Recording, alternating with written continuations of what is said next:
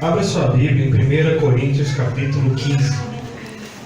Carta de Paulo aos Coríntios capítulo 15. Ontem foi um dia onde se comemorou o Halloween. Hoje é o dia de Todos os Santos. E amanhã é dia de finados, dia dos mortos. Vocês já repararam que o João Paulo ele é cercado por dois cemitérios? De um lado do viaduto estão os que dormem, do outro lado do viaduto um outro cemitério. Sabe o que é cemitério? Um dormitório. Então a gente vai falar hoje sobre ressurreição. 1 Coríntios capítulo 15, verso 50 a 52, que diz assim: E agora digo isto, irmãos, que carne e sangue não podem herdar o reino de Deus, nem a corrupção herdar a incorrupção. Eis aqui vos digo um mistério: na verdade, nem todos dormiremos, mas todos seremos transformados num momento, num abrir e fechar de olhos, ante a última trombeta, porque a trombeta soará, e os mortos ressuscitarão incorruptíveis, e nós seremos transformados. Porque convém que isto que é corruptível se revista da incorruptibilidade, e que isso que é mortal se revista da imortalidade. E quando isso que é corruptível se revestir da incorruptibilidade, e isso que é mortal se revestir da imortalidade, então cumprir-se-á a palavra que está escrita: tragada foi a morte na vitória. Onde está a morte, o teu aguilhão?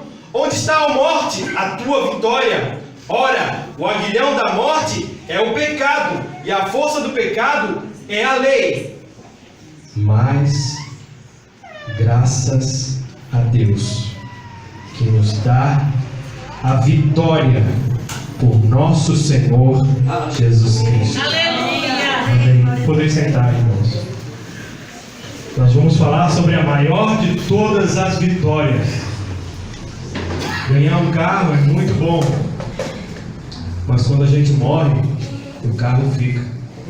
Ter uma casa própria é maravilhoso, mas quando a gente morre, a casa fica. Ter um casamento maravilhoso, mas é até que a morte nos separe. A morte, ela é uma triste realidade. É algo que todos nós, se Cristo não vier ainda, passaremos.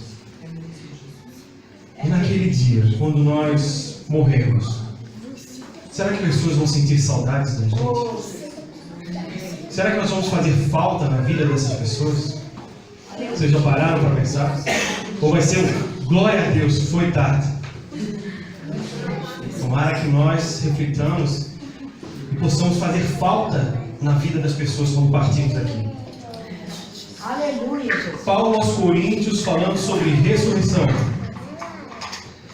A gente vai ver que a gente pode dividir um capítulo de 1 Coríntios 15 em três partes: ressurreição no passado, ressurreição no presente e ressurreição no futuro.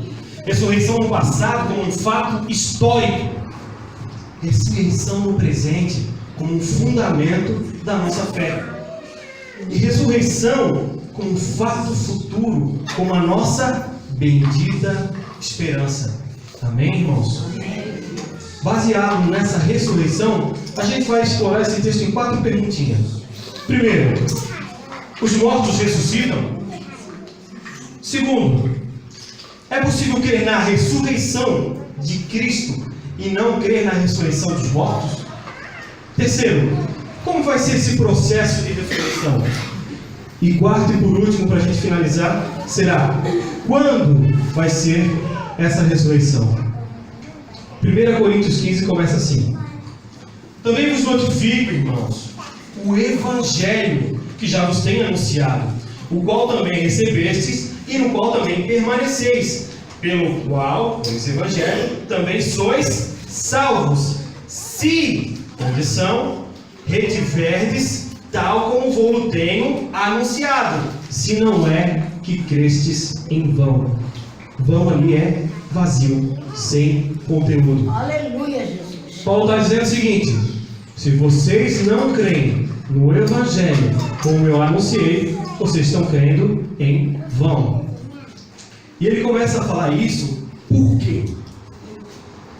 A gente está numa cidade, vamos voltar lá para o passado, vamos voltar 2000 anos atrás. A gente está numa cidade de cultura grega.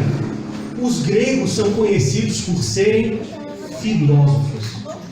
A filosofia grega é o maior patrimônio da cultura deles. E o que eles acreditavam? Qual é o problema que o Paulo está enfrentando aqui? Os gregos, eles acreditavam num negócio chamado dualismo.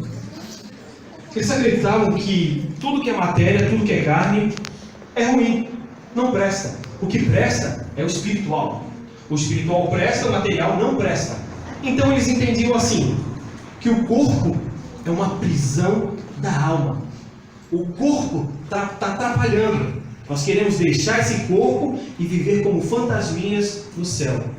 Isso era o que a cultura grega pregava através de Platão, Sócrates, Aristóteles. Eles acreditavam o quê? Que a carne é ruim e que o espírito é bom. Então o objetivo é a gente se libertar da carne, carne não presta, e viver em espírito no céu. Esse era o pensamento deles. Paulo vai combater isso. Paulo não crê nisso. No que Paulo crê? Paulo crê na ressurreição da carne. Essa carne está com o pecado, mas quando Deus a fez, Ele a fez boa. A matéria é boa, as coisas são boas. O que tornou ruim foi o pecado. Você viu na criação? Deus fez as coisas primeiro dia, segundo dia, e disse que isso era bom. Quando fez o homem, isso é muito bom. Então o que Paulo vai provar?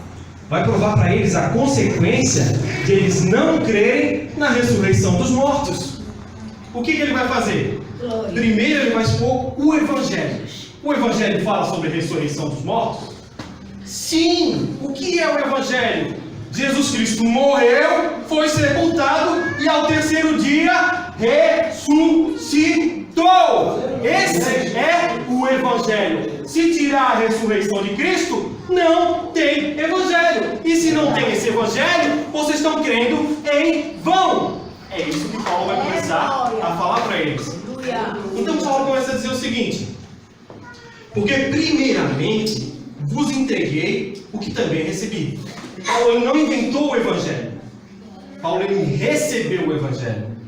E ele começa a dizer que Cristo morreu por nossos pecados. Cristo foi o nosso substituto. Nós deveríamos morrer por consequência dos nossos pecados. Mas Ele, na cruz do Calvário, nos substituiu. Isso foi por acaso? Foi obra do destino? O que foi? Não, foi segundo as Escrituras. Deus pré-ordenou que no tempo determinado, o próprio Deus se fizesse carne na pessoa de Jesus Cristo e por causa dos meus e dos teus pecados fosse crucificado na cruz. Ele morreu pelos meus e pelos teus pecados, segundo as Escrituras. Olha que coisa maravilhosa, irmão. Meu Deus. Está vendo essa parte aqui maior da Bíblia? A gente chama ela de Antigo Testamento. E a menor parte aqui, a Bíblia que vocês têm a visão, Novo Testamento. No Antigo Testamento, há dezenas, centenas de profecias a respeito de Cristo. Vou dar um exemplo. Quando a gente olhava para a lei, havia figuras e tipos. Quando alguém matava um cordeirinho sem defeito, o que era aquilo ali? João Batista explica: eis o Cordeiro de Deus que tira o pecado do mundo. Era uma figura de Jesus Cristo. Quando Abraão, um pai, pega o seu filho, bota o madeiro nas costas e sai para o sacrifício, o que é aquilo? É a figura de Deus Pai levando Deus Filho para o sacrifício para morrer por nós. Verdade. Mais profecias.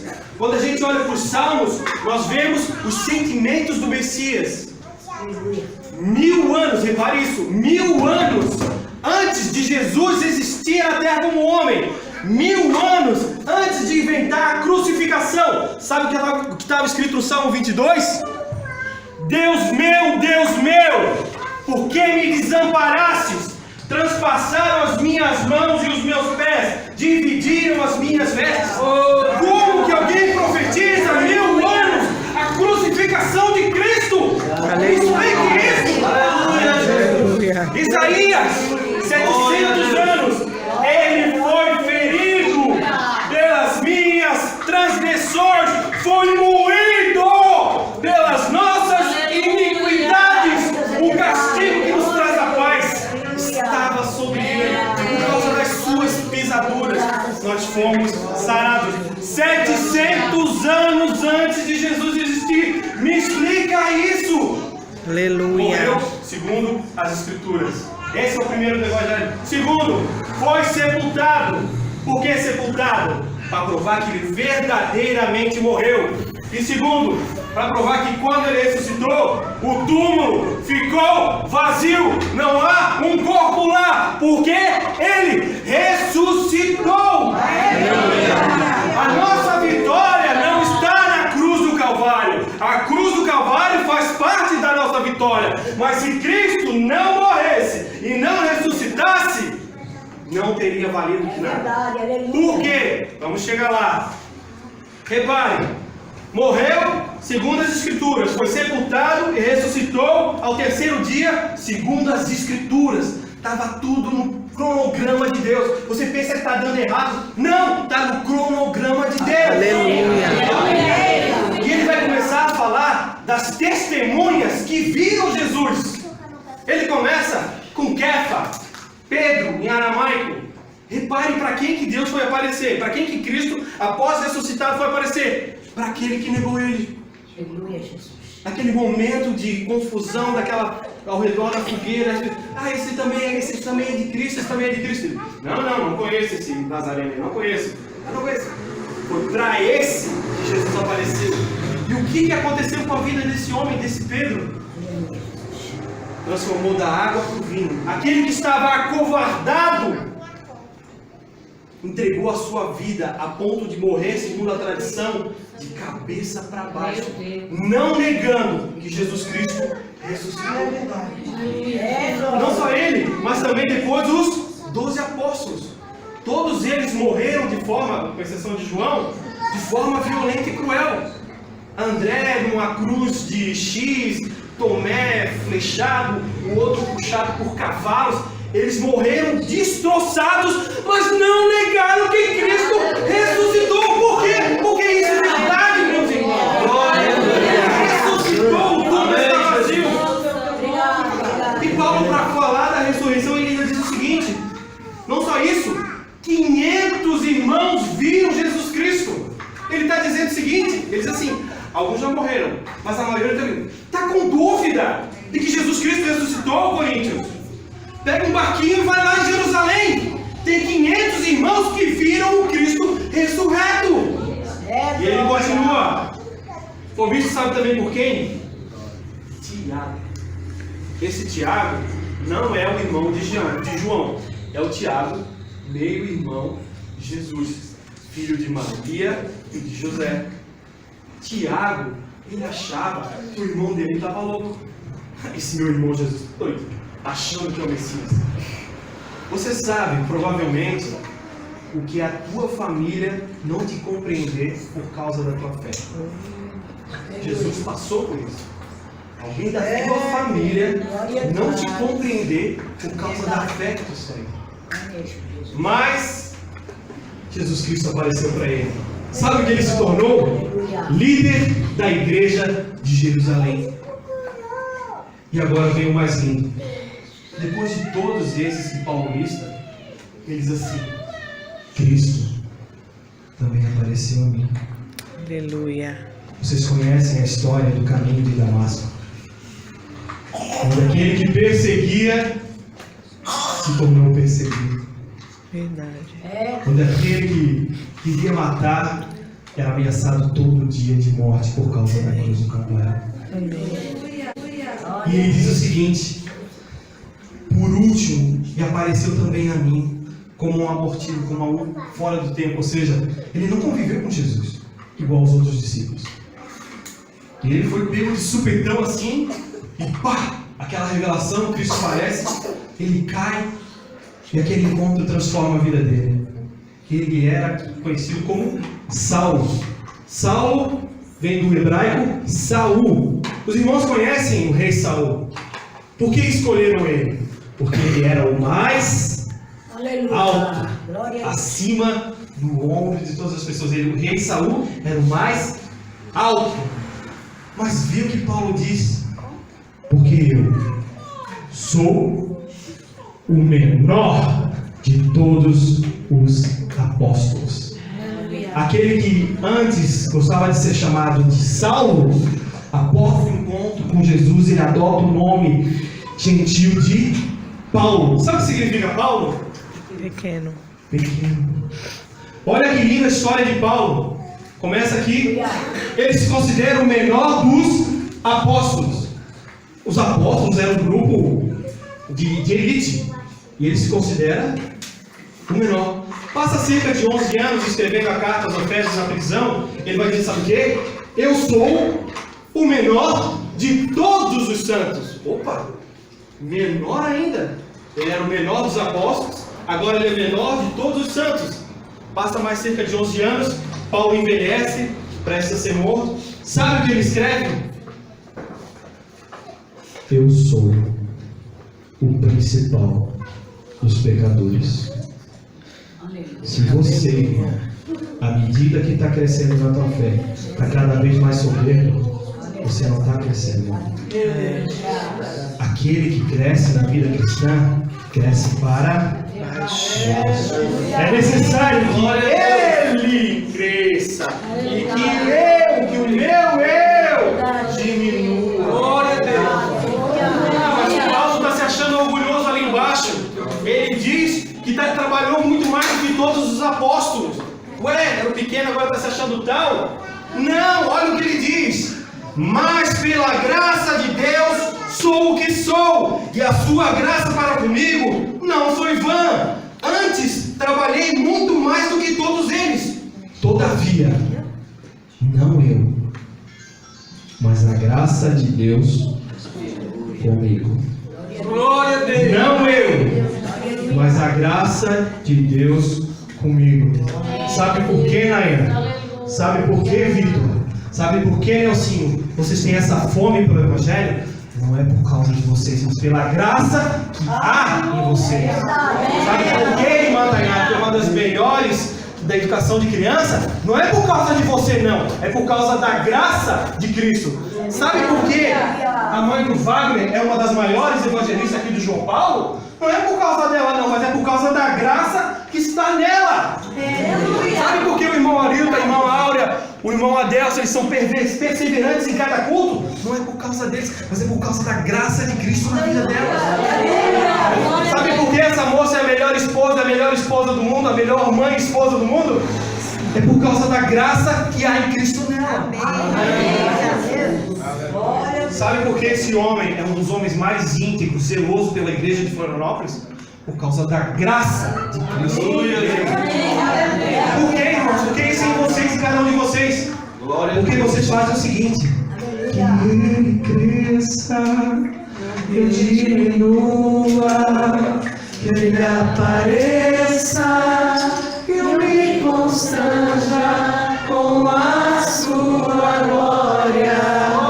Todo seu amor, da humildade, servo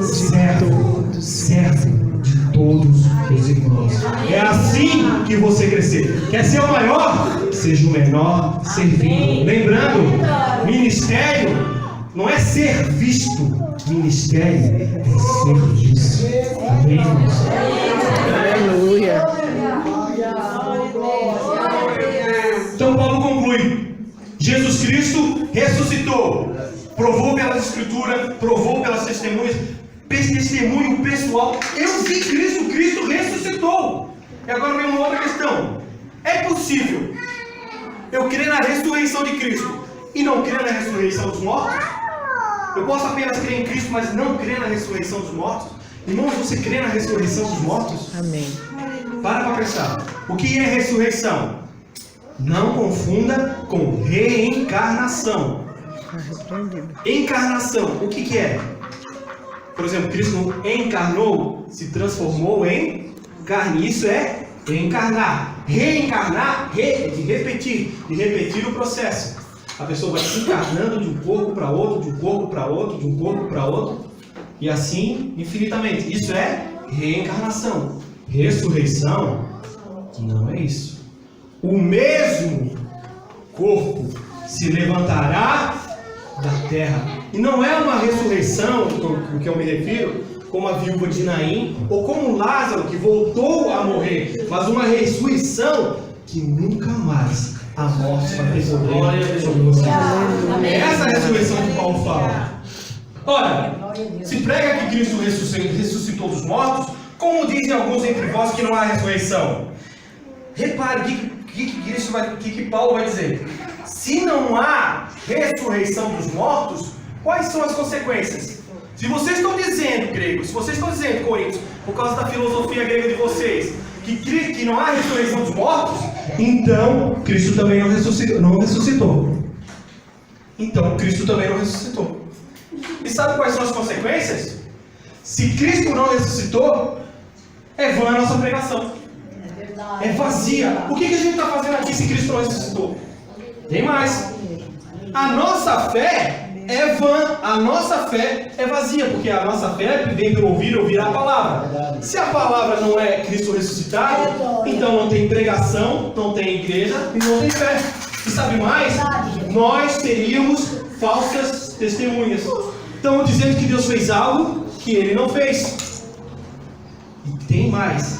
Se Cristo não ressuscitou, nós permanecemos nos nossos pecados. Por que, irmão? Eu achei que quando Cristo morresse, os nossos pecados fossem perdoados e acabou ali. Não, irmãos. Por que a ressurreição?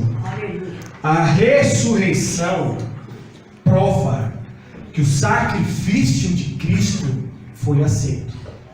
Se Cristo tivesse um único pecado, a morte o prenderia. Porque o salário do pecado é a morte. Então a morte tragaria Cristo. E um salvador morto não pode salvar ninguém. Mas o que ele fez? O imortal se fez mortal e morrendo matou a morte. Entenderam o mistério? Eu não consigo entender como Deus, o imortal, se fez homem, o mortal, e ao morrer na cruz, entrou na morte e matou a morte. A morte não pôde contê-lo, porque ele foi sem pecado. E por isso, ao terceiro dia, ele ressuscitou. Por isso, a nossa pregação não é vã. A nossa fé não é vã. Somos verdadeiras testemunhas. Fomos salvos dos nossos pecados. Por quê? Porque ele vive. Posso crer no amanhã. Porque ele vive. Temor não há, mas eu vencer. Eu sei que a minha vida está nas mãos de meu Jesus, que vive está. Agora Paulo vai apontar para uma seita e vai dizer assim, ó: embora aquela seita esteja errada, eles estão mais certos do que vocês. Sabe por quê? Porque eles acreditam na ressurreição dos mortos. Ele vai dizer assim, ó: de outra maneira, que farão os que se batizam pelos mortos? Eles estão errados, mas eles creem na ressurreição. Por que eles estão errados? Olha a ideia deles. Um parente da pessoa morria sem salvação. Aí o que ele fazia? Eu me batizo no lugar dele para ele ser salvo. Isso é certo? Mormons ensinam isso. É batismo por procuração. A pessoa morreu, eu me batizo no lugar dela para salvar ela. 3 erros, irmãos. 3 erros. Primeiro, salvação é individual. Infelizmente, eu não posso crer pelo meu filho. Infelizmente, você não pode crer pela sua esposa. Você não pode crer pelo seu marido. A salvação, ela é individual. Segundo erro, a salvação é só enquanto estivermos vivos. Entrou pela porta da morte, acabou a oportunidade. Então, se você ainda não criou em Cristo, essa é a hora.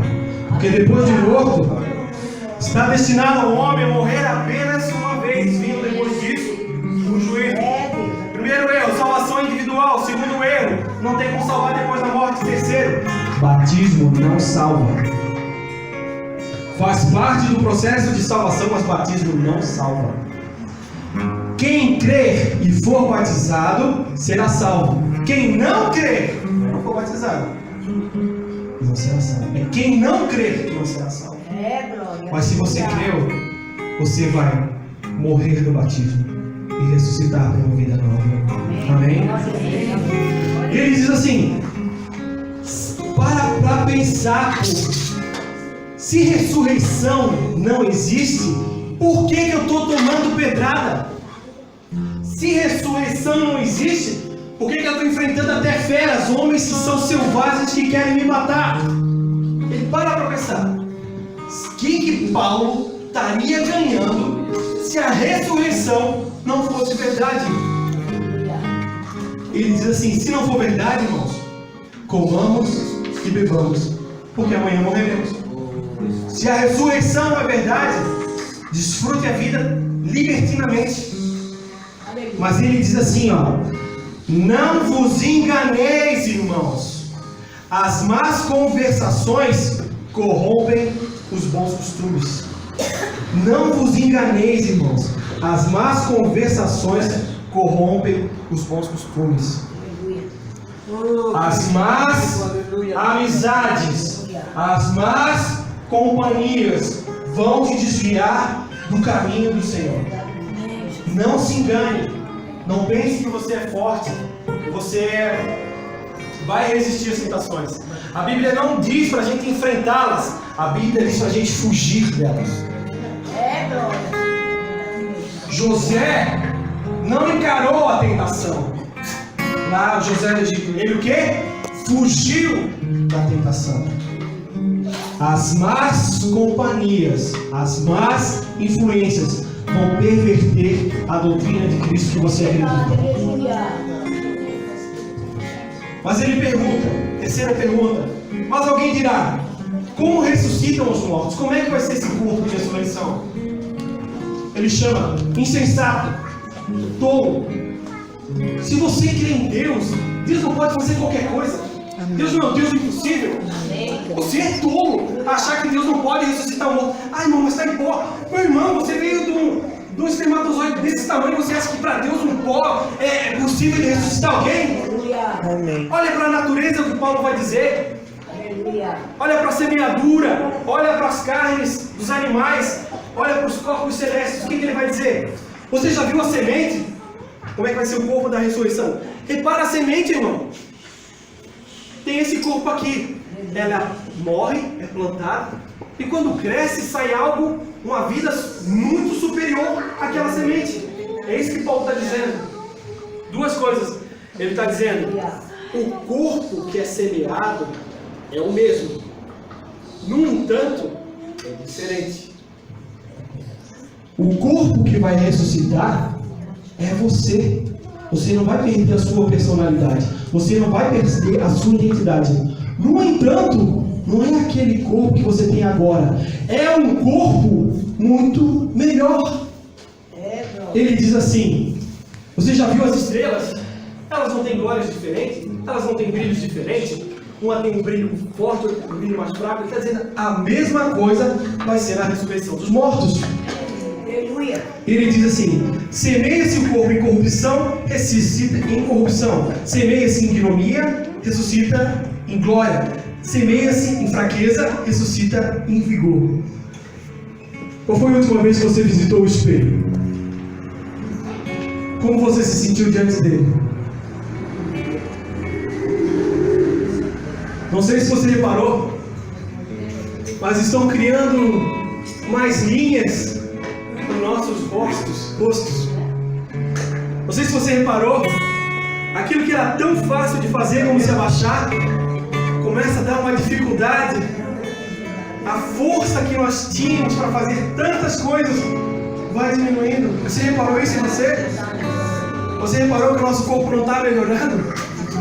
Mas ele está se degenerando, ele está se decompondo. Você já se reparou nisso? Alguns estão perdendo cabelo, outros estão ganhando braços. O nosso corpo está se decompondo. Amanhã não é mais um dia, não, irmãos. É menos um. Você já parou para pensar? Mais um dia. E reclama ainda: poxa, mais um dia tem contagem regressiva. É contagem regressiva. Nós estamos envelhecendo. Com a velhice vem doenças, vem fraquezas, vem enfermidades. E vai culminar com a morte. Para muitos aí fora, a morte é o ponto final. Acabou. Mas, se Cristo ressuscitou, Ele é as primícias dos que dormem. Se a primeira colheita veio, o restante da colheita também vai vir. Nós iremos ressuscitar. E para terminar, quando será essa ressurreição? Paulo vai dizer: eis que vos digo um mistério. Algo que antes estava oculto no Antigo Testamento, agora Paulo está tirando um véu para que todo mundo veja. Ele diz assim: na verdade, nem todos dormiremos. Paulo aqui está usando um eufemismo. Ele está usando uma palavra para aliviar. É ruim ele dizer: ó, o fulano morreu. Então a gente não. Fulano não está mais entre nós. A gente alivia. Dormir aqui é morrer. Ele diz assim: nem todos dormiremos, mas todos seremos o quê? Transformados. E como é que vai ser essa transformação? Vai ser em vários momentos? Não. Num momento. Vai demorar como o processo da semente até crescer a árvore? Vai ser demorado esse processo? Não. Um abrir e fechar de olhos. Mas quando que vai ser, Paulo? Eu vou dizer para vocês quando vai ser. Na primeira trombeta. É isso? Na segunda? Terceira? Quarta? Quinta? Sexta? Na última, na sétima trombeta. Aleluia. Quando você vai em Apocalipse, capítulo 11, versículo 15, sabe o que está escrito lá? E o sétimo anjo tocou a trombeta. E houve um grande brado de vitória nos céus, dizendo: os reinos desse mundo passaram a se tornaram do nosso Senhor e do seu Cristo. Chegou o tempo dos mortos, chegou o tempo do galardão, na última trombeta. E por isso, naquele dia, Paulo vai dizer: tragada foi a morte da vitória. E ele vai tirar onda da morte, ele vai debochar da morte. Ele vai dizer assim: onde está a morte, o teu aguilhão? Onde está o inferno, a tua vitória? Sabe o que ele está dizendo ali? Ora, o aguilhão da morte é o pecado. Ele está dizendo assim: ei, morte, sabe o que você é? Você é uma serpente banguela. Você é um escorpião